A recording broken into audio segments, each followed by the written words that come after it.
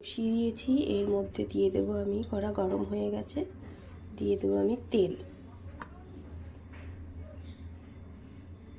Enough, এটাই ঠিক আছে, এর থেকে বেশি দেবো না।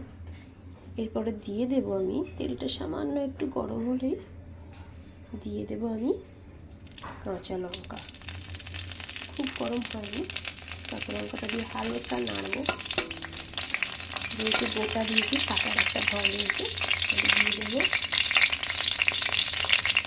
আদা রসুনের পেস্টটা।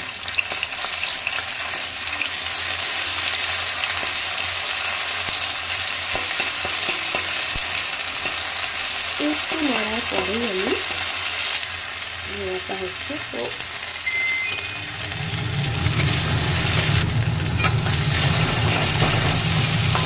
সেটা জাস্ট এতটুকুই হবে। এর মধ্যে আমি